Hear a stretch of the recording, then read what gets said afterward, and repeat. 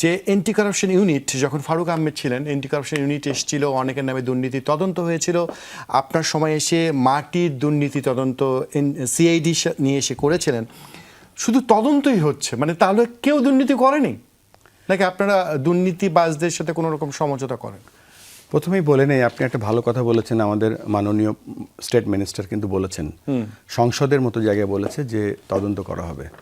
Bangladesh cricket বোর্ডের পক্ষ থেকে আমরা ওয়েলকাম জানাই। এবং আজকে বোর্ড মিটিংয়ে জানেন আমাদের একজন ডিরেক্টর বলছে যে আমরা তো আগের বোর্ডের সমস্যা নিয়েই আছি, খালি আমাদের কাজগুলো একটু ফোকাস করি।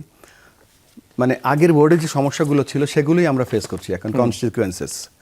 তো আমরা আমাদের এই সম্মানিত আমাদের মাননীয় মন্ত্রীর যে স্টেটমেন্ট আছে, আমরা ফুল সাপোর্ট করতে চাই সেটা।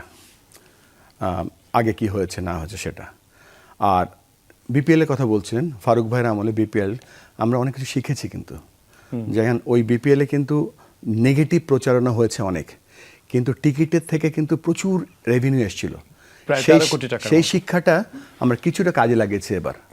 এই দুটো বিপিএল থেকে আবার সামনে বিপিএল হয়তো আমরা আরো নতুন কিছু আমরা অ্যাড করব। তো মানুষ মানে ভুল করতে করতেই শেখে। এবং একটা মনে রাখেন, ফারুক ভাই কিন্তু একলা ছিল ওই সময়টা, ওনার বোর্ড ছিল ছোট, তার মধ্যেও তিনি ওই বিপিএলটা চালিয়েছিলেন।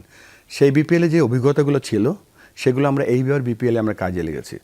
এবং একটা জিনিস মনে রাখবেন যে সেই বিপিএলে কিন্তু একটা ইন্ডিপেন্ডেন্ট তদন্ত কমিটি করা হয়েছিল। একজন জাস্টিস এবং দুজন আরও ক্রিকেট সংক্রান্ত লোক ছিল, একজন ব্যারিস্টার ছিলেন। সেই ফাইন্ড আউটগুলো নিয়েছি আমরা, এবার কাজে লাগিয়েছি। সেটার ফাইনাল এখনো হচ্ছে না কেন? যেমন এনামুল হক বিজয়ের কথা বলি, সে ক্রিকেট থেকে নিষিদ্ধ, মানে এখন আপাতত স্থগিত ছিল বিপিএল, কিন্তু এটা ফাইনাল রেজাল্টটা তো ধরেন ওই তদন্ত কমিটির যে রিপোর্টটা আছে 900 পেজের রিপোর্ট, ওটা আমিও দেখতে পারিনি। সেটা আমাদের যে ইন্ডিপেন্ডেন্ট অ্যালেক্স মার্শাল প্লাস আমাদের যে এখন একটা ফুল ফ্লেজ দল আছে, আমাদের 4 সদস্যের একটা দল আছে, তারা সেটা কাজ করে এবং ছোট ছোট অনেক দল আছে, এবং তারা এইবারে বিপিএল কিন্তু খুব ভালো কাজ করেছে। তারা কি ওইটা শেষ করেছে? এবং সেটা আমরা জানি না, তারা কাজ করছে। আমি জিজ্ঞেস করেছিলাম, তারা কাজ করছে। কেননা আপনি একটা পুরোপুরি এভিডেন্স আর ইনফরমেশন এক জিনিস না, কিন্তু ইনফরমেশন আছে, কতটুকু এভিডেন্স আছে টু মেক গিল্টি, সেটা নিয়ে তারা কাজ করছে। তবে যে বলছিলাম যেটা, যে আমরা কোনো দুর্নীতিকেই প্রশ্রয় দিই না, আমরা জিরো টলারেন্স নিয়ে কাজ করছি, এবং তার প্রমাণ কিন্তু অনেক পেয়েছেন আপনারা। এবং এবার বিপিএলে আমরা যে রিপোর্টটা এসেছে যে ফ্ল্যাগড 82% বেটার পজিশনে আমরা চলে এসেছি, আইসিসি রিপোর্ট যেটা। সো আমরা এটা আমাদের যে প্রোগ্রামের 1 নম্বর প্রোগ্রাম, সেটা হচ্ছে যে ইন্টিগ্রিটি মানুষকে শেখানো, নট পুলিশিং করা, মানুষকে এডুকেট করা। প্রত্যেকটা খেলোয়াড়কে আমরা চেষ্টা করছি যে ওই ইন্টিগ্রিটি যে সিস্টেমগুলো আছে, যে এডুকেশনগুলো আছে, এসইউ পড়িয়ে সাইন করিয়ে তারপরে মাঠে নামাচ্ছি। It is for the players, it is for the umpires, it is for the match referees, including the board official যারা ক্রিকেটের সাথে সম্পৃক্ত আছে।